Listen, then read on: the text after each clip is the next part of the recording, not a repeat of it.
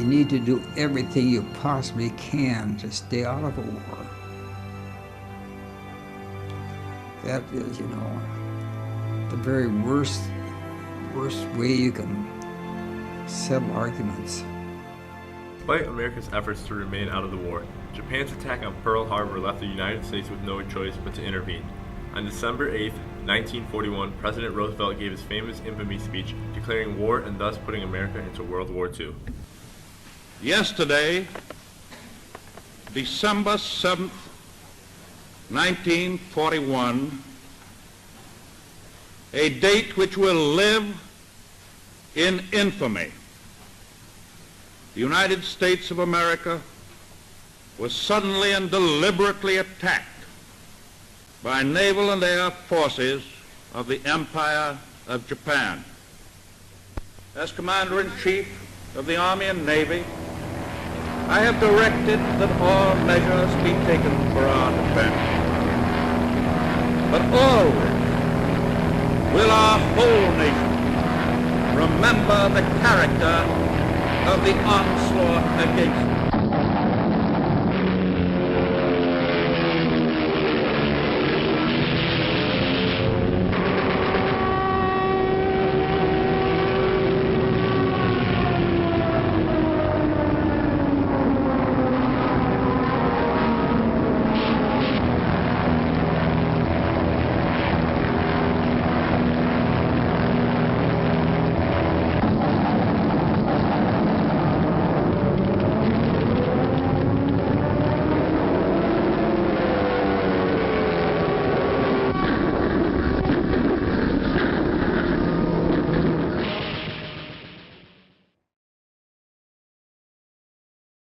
I enlisted because I was exempt from the draft because I worked on a farm, and farm workers were exempt from the draft.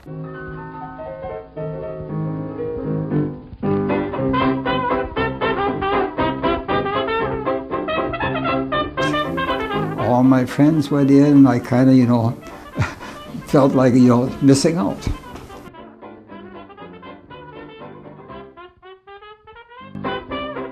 I was really wanting to test myself. I was a farm kid, no skills, no abilities, so I was going to test myself. In order to test himself, Len Deidrichs decided to become a paratrooper.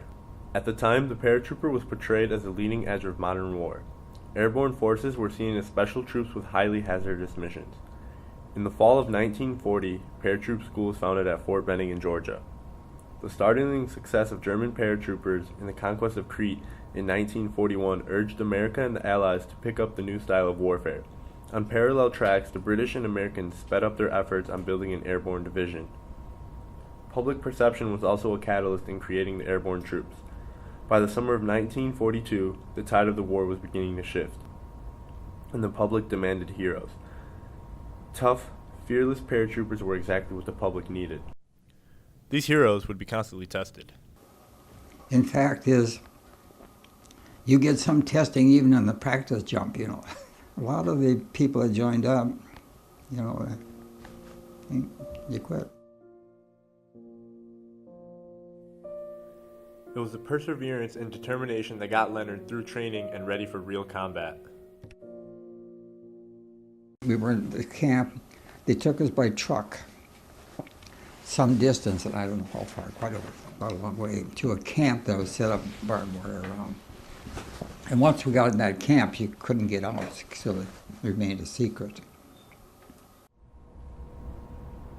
Leonard then took the Queen Elizabeth to England and then took another boat across the English Channel to Nancy, France. What Leonard did not know at the time was that he was a part of one of the largest airborne operations in history to be conducted on a single day in one location. This operation was varsity, and their job was to capture key points and assist the ground troops in crossing of the Rhine.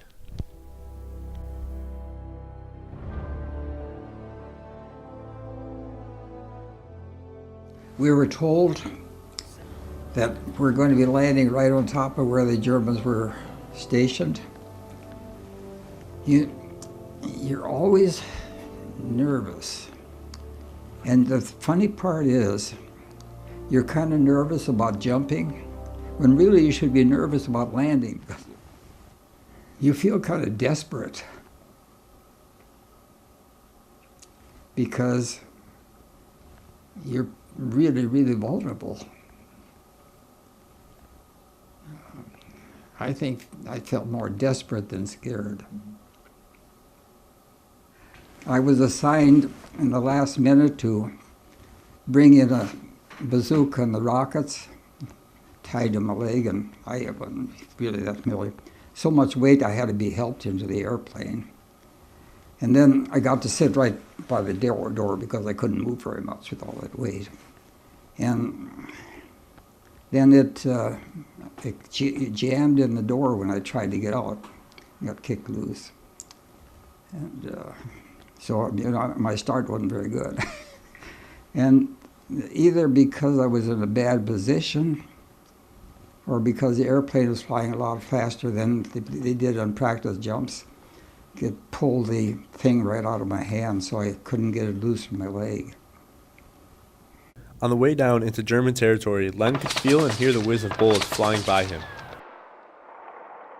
I was heading for a farm building for a courtyard. I said, I'm not that good. I'm going to have to miss this whole building. And so I started maneuvering the parachute, but I had so much weight and it was down so low that I looked down and saw I couldn't miss it. So I told myself I got to totally relax. The next thing I was aware of, I was laying in a barn between two big horses that crashed through the roof. And the bad part was I lost my rifle.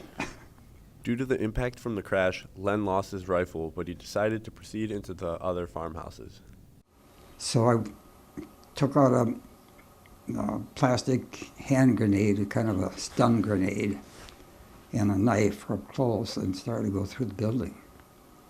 And, for some reason, I don't know where they were. I never encountered the soldiers, but I found their rifles. So I took one of those. When I looked at the rifle to see if it was loaded, you're kind of nervous. And I dropped one of the bullets. And then when I got to the door, I said, well, I better figure out how to shoot this thing. So I shot into the air, so I knew how to shoot it. It was a bolt-action rifle, and as I was running and getting down, the bolt came open and I lost my last bullet. After losing his last bullet, Len proceeded into another farmhouse where he encountered soldiers which immediately surrendered. Two other American soldiers came in, and I wanted to tell them, guard them because I don't have any bullets. But I didn't want to say that for fear Germans could understand English and then attack. So I said, you guard them, I'll search them. So I was able to turn over the guarding to them. The rest of that day was spent regrouping and getting settled in for the night. I don't think I slept at all because we were, the first night, and you'd look out there and you just about could imagine there were some Germans out there, I was about telling you that. So the first night was kind of a nervous night.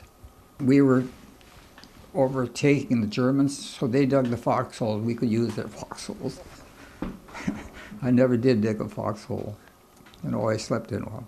The following day, Leonard was assigned the position as a scout. He would proceed ahead of the rest of the troops with a scouting party to observe enemy position and personnel. And I'd take one of my buddies with me. I've thought years about it. I often wonder if he thought, if you're going to get me to this kind of a thing, I wish you'd find another buddy. On his scouting parties, Len came across a few German snipers, but they would immediately surrender. The airborne forces made several mistakes in the operation, but still managed to capture and secure the bridges needed for the advancing Allied troops. Although it was a success, the divisions incurred more than 2,000 casualties. I looked over into a field, and there were soldiers laying in that field. I said, we got better training than that. You don't just lay in an open field. Well, they were laying there because they're dead.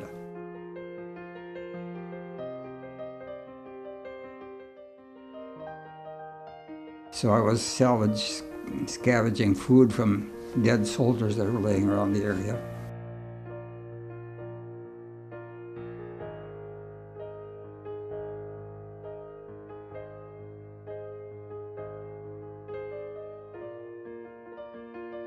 I was really, it was so, it meant so much to me to be able to handle that I just, something would almost have to kill me first. It doesn't take long to sink in when, you first, few minutes you feel full of dead soldiers. And you get so hardened to it immediately. That's a kind of a surprising part. Because it didn't bother me to go around picking K-rashes off the soldiers that are laying around that were killed. It didn't bother me. That's was kind of surprising.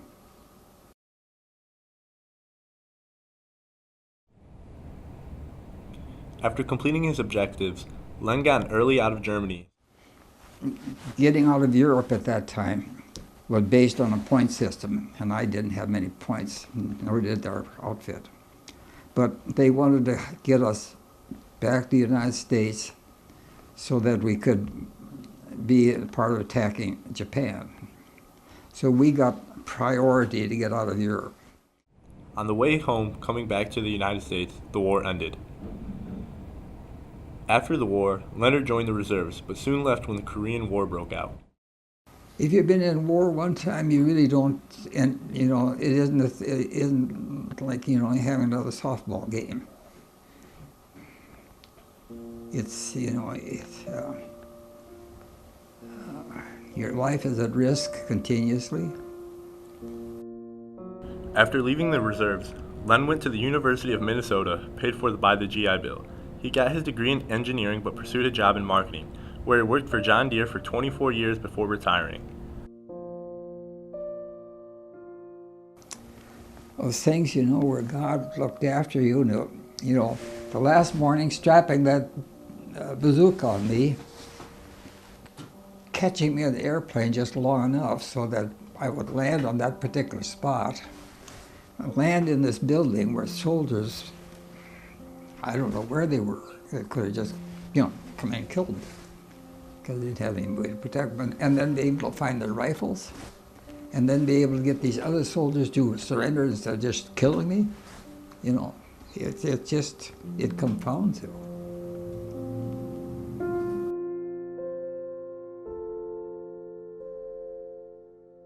Reflecting back on his life in the war, Len Deidrichs made me realize the beauty and mysteries of life, and how things happen to work out.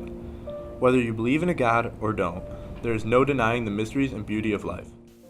Alright, I heard about the documentary project my junior year in high school, and everyone told me, it's a lot of work, you might not like it, you might not be able to handle it, and I decided to challenge myself and take it.